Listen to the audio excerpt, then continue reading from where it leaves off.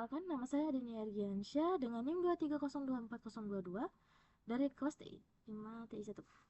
Jadi saya akan menjelaskan tentang Artificial Intelligence. Pertama-tama adalah tentang Artificial Intelligence. AI atau kecerdasan buatan adalah cabang ilmu komputer yang berfokus pada pembuatan sistem atau mesin yang dapat meniru kemampuan manusia untuk berpikir, belajar, mengambil keputusan, dan memecahkan masalah. Sejarah singkat tentang AI.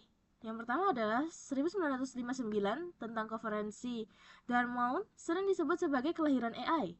Lalu selanjutnya adalah masa awal optimisme. Itu sekitaran 196 sampai dengan 170-an. Di situ pemerintah dan lembaga riset banyak memberikan dana karena percaya AI akan segera bisa berpikir seperti manusia. Lalu selanjutnya adalah AI Winter dari 1970-an sampai dengan 1980-an. Dana riset banyak dihentikan, makanya masa itu disebut dengan AI Winter, musim dingin AI. Lalu selanjutnya adalah AI generatif dan era sekarang, tahun 2020-an, dan seterusnya. AI mulai dipakai luas dalam bidang bisnis, pendidikan, kesehatan, transportasi, seni, dan lain sebagainya.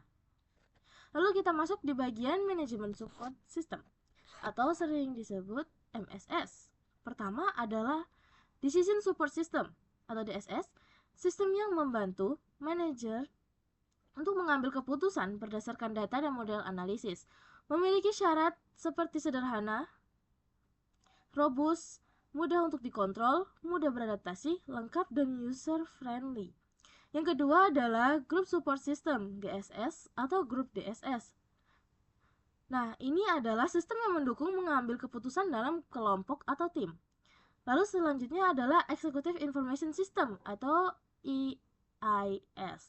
Sistem yang menyajikan informasi ringkas, relevan, dan strategi untuk manajemen puncak. Lalu selanjutnya ada Expert System atau ES.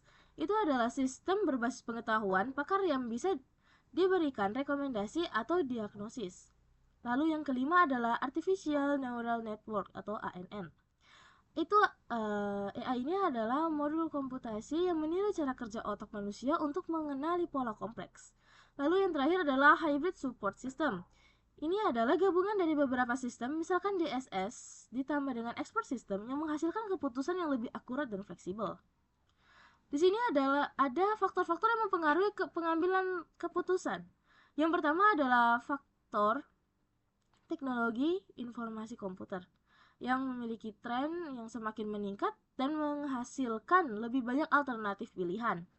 Yang kedua adalah kompleksi struktural kompetisi. Di sini adalah mendapatkan tren yang meningkat, sedangkan mendapatkan hasil yang biaya yang lebih besar dari kesalahan yang terjadi.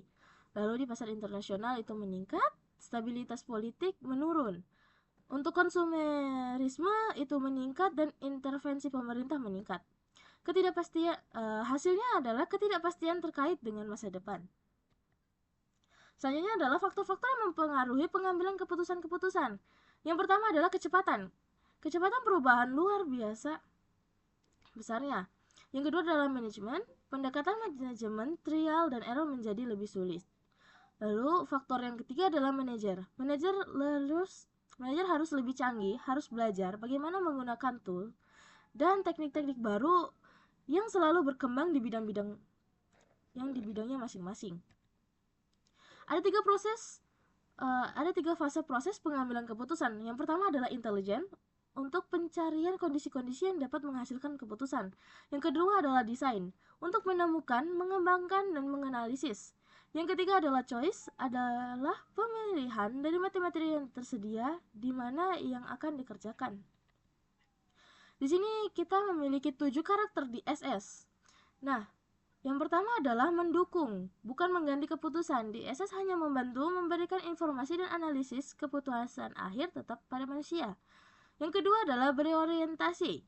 Pada masalah semi struktur, DSS cocok digunakan untuk masalah yang tidak sepenuhnya bisa dipecahkan dengan prosedur standar. Yang ketiga adalah menggunakan data, model, dan analis. DSS menggabungkan basis data, model matematik atau statistik, serta teknik analisis untuk menghasilkan informasi. Yang keempat adalah interaktif pengguna. dapat berinteraksi langsung dengan sistem, mengubah input, dan melihat hasil secara cepat. Yang kelima adalah fleksibel dan adaptif, bisa digunakan di berbagai bidang seperti bisnis, kesehatan, pendidikan, transportasi, dan lain sebagainya.